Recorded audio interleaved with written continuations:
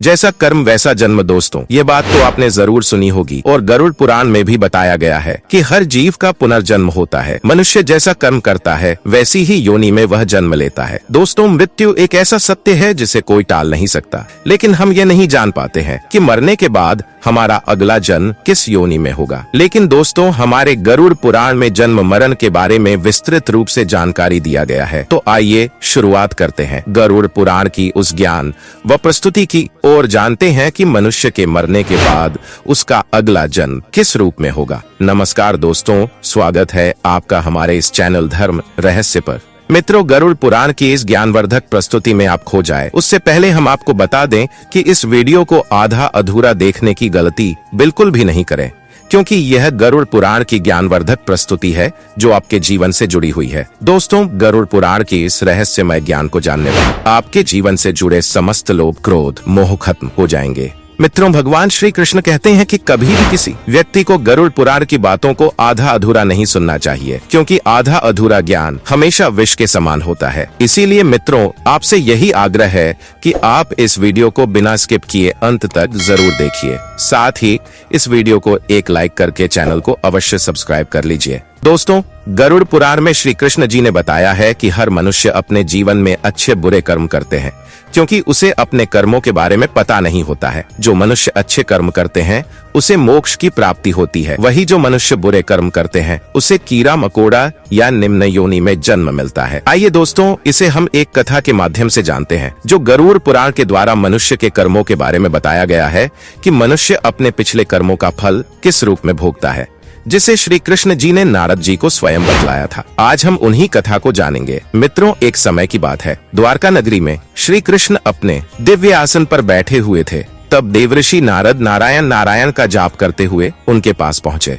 उन्होंने प्रणाम किया और बोले, हे प्रभु, आप तो त्रिकालदर्शी हैं। आप जानते हैं कि जो जीव मनुष्य जन्म लेता है वह अपने पिछले कर्मों के अनुसार फल भोगता है। हे प्रभु, मैं जानना चाहता हूँ कि पाप करने वाले मनुष्य के साथ मृत्यु के बाद उसके शरीर से आत्मा निकले के बाद आत्मा के साथ क्या होता है। हे प्रभु, मैं जानना चाहता हूँ कि पाप करने वाले मनुष्य के साथ मृत्यु के बाद उसके शरीर से आत्मा निकलने के बाद आत्मा के साथ क्या होता है। क्या उसे कभी मुक्ति मिलती है या वह जन्मों जन्मांतर तक कष्ट भोगता रहता है। मित्रों, फिर भगवान श्री कृष्ण नारद जी की बात सुनकर मुस्कुराए और कहा, है नारद, यह प्रश्न बहुत गहन और महत्वपूर्ण है जो मानव जाति के जीवन कर्म और उसके फल पर आधारित है। मैं तुम्हें एक ऐसी कथा सुनाता हूँ जो न केवल तुम्हारे इस प्रश्न का उत्तर देगी बल्कि हर मनुष्य के लिए एक चेतावनी और प्रेरणा भी होगी।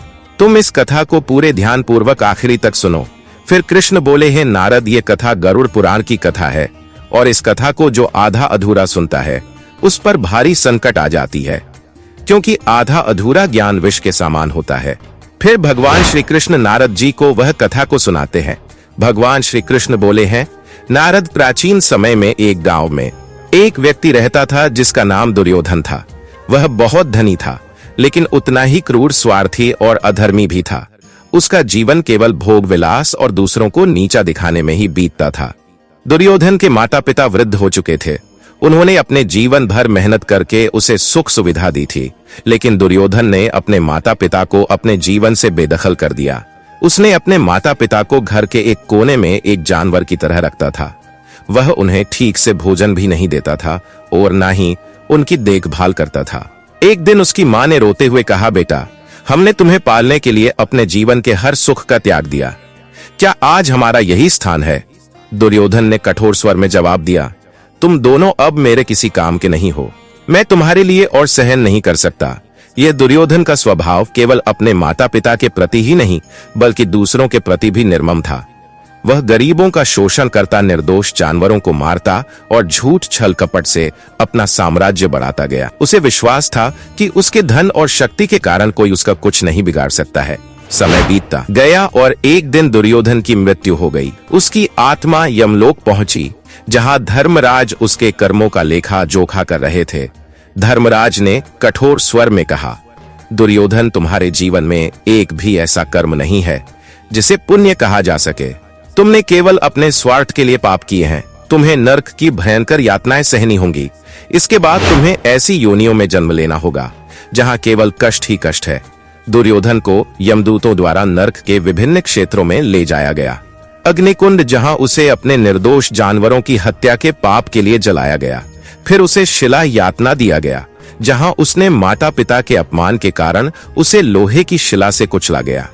फिर उसे अंधकार की सजा दिया, जहां उसने गरीबों का शोषण करने के कारण उसे एक घोर अंधकार में डाला गया, जहां उसे भय और तरप का अनुभव हुआ।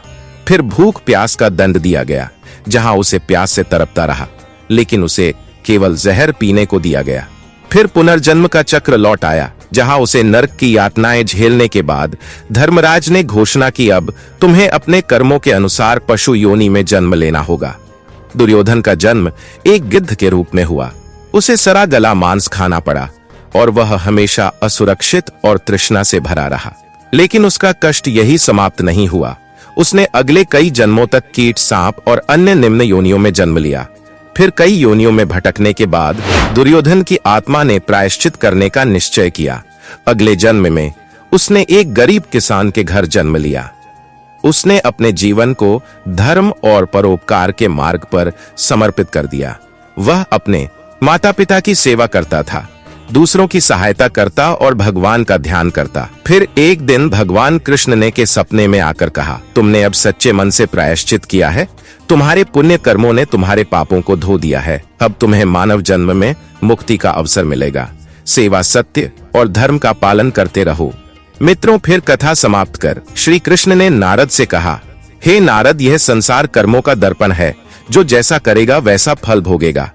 मनुष्य को हमेशा यह ध्यान रखना चाहिए कि माता पिता की सेवा, दूसरों की सहायता और ईश्वर का ध्यान ही सबसे बड़ा धर्म है। जो मनुष्य अपने माता पिता का अपमान करता है, दूसरों को कष्ट देता है, उसे न केवल नरक में भयानक यातनाएं मिलती हैं, बल्कि वह जन्म जन्मांतर तक दुख भोगता है। लेकिन जो अपने कर्म सुधारता है, वह इस चक्र से मुक्त हो सकता है। यह संसार एक अवसर है। धर्म, सत्य और सेवा ही मनुष्य का जीवन है। मनुष्य को यह समझना चाहिए कि मृत्यु के बाद केवल उसके अच्छे कर्म ही उसके साथ जाते हैं। मित्रों, यह कथा हमें यह सिखाती है कि जीवन क्षणभंगुर है, लेकिन कर्मों का चक्र अनंत है। हर पाप का दंड और हर पुण्य का फल निश्चित होता है। दोस्तों, माता पिता के चरणों में स्वर्ग है। उनका सम्मान और सेवा सबसे बड़ा धर्म है। जो इस सत्य को समझेगा, वह न केवल इस जीवन में सुखी रहेगा, बल्कि मृत्यु के बाद भी उसे शांति और मोक्ष प्राप्त होगा। हे मनुष्य, अपने कर्मों पर ध्यान दो। स्वार्थ, पाप और अहंकार को त्यागो। धर्म, सत्य और सेवा को अपनाओ, क्योंकि यही जीवन का सबसे बड़ा सत्य और मार्ग है। दोस्तों, गरुड़ पुराण हमें सिखाते हैं कि मनुष्य की जीवन उसके मृत्यु और पुनर्जन्म के कर्मों के अनुसार होती है। गरुड़ पुराण हमें केवल मृत्यु के बाद के मार्ग के बारे में नहीं सिखाता है, बल्कि यह भी सिखाता है कि वर्तमान जीवन कैसे जिए, ताकि हमारा अगला जन्म श्रेष्ठ योनि में हो और हम मोक्ष की ओर अग्रसर हो सके। मित्रों, श्री कृष्ण कहते हैं कि हर मनुष्य का जन्म उसके पिछले कर्मों के अनुसार ही उसका अगला जन्म तय होता है। दोस्तों, गरुड़ पुराण में यह भी बताया गया है कि हर जीव प्राणी का पुनर्जन्म होता है, यानी हर जीव मरने के बाद फिर से दोबारा जन्म लेता है। दोस्तों, हिंदू धर्म ग्रंथ के अनुसार इस जन्म के अनुसार ही मनुष्य को उसका अगला जन्म तय होता है। परंतु दोस्तों, हर मनुष्य को यह जानने की उत्सुकता मन में बनी रहती है कि हमारा अगला जन्म किस योनि में होगा, मनुष्य के रूप में या कीड़े मकोड़े या कुत्ते बिल्ली के रूप में। मित्रों, हमारे मन में हमेशा एक असमंजस बना रहता है कि हम कौन सा कर्म करें जिससे हमारा अगला जन्म फिर से मनुष्य के रूप में होगा या पशु के रूप में होगा। कुछ लोगों के मन में यह भी सवाल उठता है कि वह महिलाओं के रूप में जन्म लेंगे या पुरुष के रूप में या किन्नर के रूप में। दोस्तों, गरुड़ पुराण में यह सारे सवालों के बारे में उल्लेख मिलता है। आज हम उन सभी सवालों का जवाब एक ही वीडियो में देने वाले हैं। आप इस वीडियो को सिर्फ आखिर तक जरूर देखिए। मित्रों, गरुड़ पुराण कहता है कि जीवन एक बोया हुआ खेत की तरह है। जैसे आप खेत में बीज डालोगे, वैसा ही फल मिलेगा। उसी प्रकार मनुष्य जैसा कर्म करता है, उसी प्रकार उसे फल की प्राप्ति होता है। यदि कोई व्यक्ति ने अपने जीवन में सच्चाई, प्रेम और सेवा के बीज बोए हैं, तो उसका अगला जन्म उसके कर्मों के अनुसार उच्च योनि में होगा। उस व्यक्ति का अगला जन्म ऐसी योनि में होगा जहां उसे सुख, समृद्धि, शांतिपूर्ण और आध्यात्मिक शक्ति की भी प्राप्ति होगी। परंतु यदि व्यक्ति ने अपने जीवन में ईर्ष्या, हिंसा और लोभ के बीज बोए हैं तो उसे अपने कर्मों का फल जरूर भोगना पड़ेगा। वह मनुष्य निम्न योनि में जन्म लेता है, जैसे पशु, कीड़ा मकोड़ा, कुत्ता, बिल्ली में जन्म लेता है। यहाँ तक कि उस मनुष्य की आत्मा को नरक की ओर प्रस्थान कर दिया जाता है, जहाँ उसकी आत्मा को विभिन्न यातनाएं दिया जाता है। दोस्तों, गरुड़ पुराण कहता है कि मृत्यु के क्षण में आपकी अंतिम सोच और भावना ही आपके अगले जन्म को निर्धारित करती है। यदि मनुष्य के मरने के समय उसका मन शांत है और ईश्वर के प्रति समर्पित है तो आत्मा उच्च लोकों में जाती है। वही मनुष्य के मरने के समय यदि मन अस्थिर है और सांसारिक इच्छाओं में फंसा है तो आत्मा को पुनर्जन्म के चक्र में लौटना पड़ता है।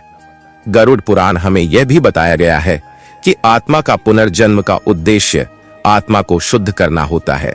आत्मा बार बार जन्म इसीलिए लेती है ताकि वह अपने कर्मों का फल भोग सके और ईश्वर की ओर बढ़ सके। दोस्तों, हिंदू धर्म ग्रंथ यह उल्लेख मिलता है कि जो मनुष्य जन्म लेता है उसका मृत्यु अवश्य होता है। यदि मनुष्य ने अपने जीवन में अच्छे कर्म किए हैं तो वह उच्च योनि में जन्म लेता है। यदि मनुष्य ने पाप कर्म किए हैं तो उसे निम्न योनि या दुखद जीवन का सामना करना पड़ता है। यह कर्मों के आधार पर होता है। मित्रों, मनुष्य जो भी अच्छे या बुरे कर्म करता है तो वह एक अदृश्य ऊर्जा के रूप में उसके साथ रहता है। मृत्यु के बाद आत्मा अपने कर्मों के आधार पर अगली योनि या जीवन का चयन करती है। दोस्तों, गरुड़ पुराण हिंदू धर्म का एक पवित्र ग्रंथ है जिसमें मृत्यु, पुनर्जन्म और कर्मफल के बारे में विस्तार से वर्णन मिलता है।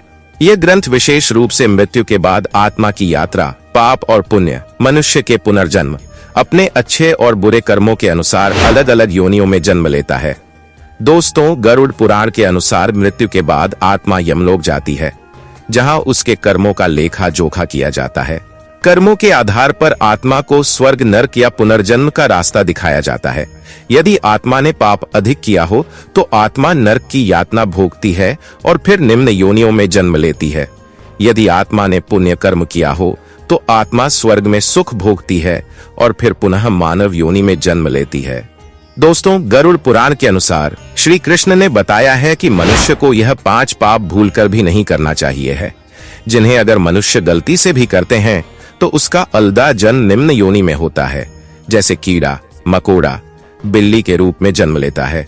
तो आइए जानते हैं। दोस्तों, आप इस वीडियो को अंत तक जरूर देखिए क्योंकि यह सारी जानकारी गरुड़ पुराण के अनुसार बताई गई है। इस वीडियो को बीच में छोड़ के जाने की गलती बिल्कुल भी नहीं करें, इसीलिए इस ज्ञानवर्धक प्रस्तुति को अंत तक जरूर देखिए। आइए जानते हैं। लेकिन इसके पहले दोस्तों, यदि आपने अभी तक वीडियो को लाइक नहीं किया है तो जरूर लाइक कर दीजिए। दोस्तों, नंबर 1, माता पिता का अपमान और अनादर। दोस्तों, जो व्यक्ति अपने माता पिता का अपमान करता है या उनकी सेवा नहीं करता है, उनको कष्ट पहुंचाता है, उसको अगले जन्म में अत्यंत निम्न योनि में जन्म लेना पड़ता है। जैसे सांप, बिच्छू या अन्य डरावने जीव के रूप में उस मनुष्य अपने कुकर्म का दंड भोगना पड़ता है। धार्मिक संदर्भ गरुड़ पुराण में कहा गया है कि माता पिता के चरणों में ही स्वर्ग है, उनकी सेवा ही सबसे बड़ा पुण्य है। नंबर 2, अहंकार और अभिमान। दोस्तों, यदि कोई अहंकारी व्यक्ति किसी दूसरे को नीचा दिखाता है, दूसरों का अनादर करता है और अपने आप को सबसे बड़ा मानता है तो उसका अगला जन्म किसी ऐसी योनि में मिलता है जहां उसे अपमानित जीवन जीना पड़ता है, जैसे कुत्ता, गधा। दोस्तों, अहंकार मनुष्य का सबसे बड़ा शत्रु होता है। गरुड़ पुराण में कहा गया है कि अहंकारी मनुष्य को कभी भी मोक्ष की। नंबर 3, झूठ और धोखा। दोस्तों, जो व्यक्ति झूठ बोलता है और दूसरों को धोखा देता है, उसे ऐसे जीवन में रखा जाता है जहां उसे स्वयं धोखे और अपमान का सामना करना पड़ता है। ऐसे लोग मृत्यु के बाद कष्ट सहते हैं और तोता या अन्य बोलने वाले पक्षी की योनि में जन्म लेते हैं। नंबर 4, चोरी या छल। दोस्तों, जो व्यक्ति चोरी और छल से किसी का धन अर्जित करता है और किसी के साथ विश्वासघात करता है और उसका दिल दुखाता है, तो उस व्यक्ति को अगले जन्म में निर्धनता और अपमान का जीवन जीना पड़ता है और उसे चूहा, लोमड़ी के रूप में जन्म मिलता है। दोस्तों, महाभारत के अनुसार ईमानदारी और सत्य का पालन मनुष्य को ऊंचाई तक ले जाता है। नंबर 5, स्वार्थ और लोभ। दोस्तों, जो व्यक्ति लोभ स्वार्थ करते हैं उसे अगले जन्म में ऐसा जीवन जीना पड़ता है जहां उसे अपनी इच्छाओं की पूर्ति के लिए कड़ी मेहनत करनी पड़ती है। अगले जन्म में वह व्यक्ति ऐसी योनि में जन्म लेता है जहां वह हमेशा भूखा प्यासा और असंतुष्ट रहता है। जैसे सुअर कौवा इनके रूप में उसका जन्म होता है। दोस्तों, गीता में कहा गया है कि लोभ से मनुष्य के जीवन का विनाश होता है। मित्रों, मनुष्य के कर्म ही उसके अगले जीवन को तय करते हैं। गरुड़ पुराण, स्कंद पुराण और गीता जैसी धर्म ग्रंथों में बताया गया है कि मनुष्य को अच्छे कर्म मोक्ष की ओर ले जाते हैं, जबकि बुरे कर्म उसे निम्न योनि में जन्म लेने के लिए बाध्य करते हैं। अतः हमें सदैव धर्म, सत्य और परोपकार का पालन करना चाहिए और अपने जीवन को सन्मार्ग की ओर ले जाना चाहिए। तथा दोस्तों, गरुड़ पुराण सिखाता है कि मृत्यु के बाद का जीवन हमारे कर्मों का फल है। यह ग्रंथ हमें यह समझने की प्रेरणा देता है कि अपने जीवन में धर्म, सत्य और परोपकार का पालन करना ही सबसे बड़ा कर्तव्य है। आत्मा की मुक्ति और अगले जन्म में उच्च योनि प्राप्त करने के लिए मनुष्य को अपने कर्मों का ध्यान रखना चाहिए। धन्यवाद दोस्तों। गरुड़ पुराण के द्वारा बताए गए सभी बातों को अवश्य ध्यान में रखें और सत्य की राह पर चलें। और दोस्तों, वीडियो अच्छा लगा तो एक लाइक करके कमेंट में जय श्री कृष्ण जरूर लिख दीजिए और हमारे इस चैनल को अवश्य सब्सक्राइब कर लीजिए ताकि हर एक नया वीडियो आप तक तुरंत पहुंचे। धन्यवाद। हर हर महादेव। ओम नमः शिवाय। राधे राधे।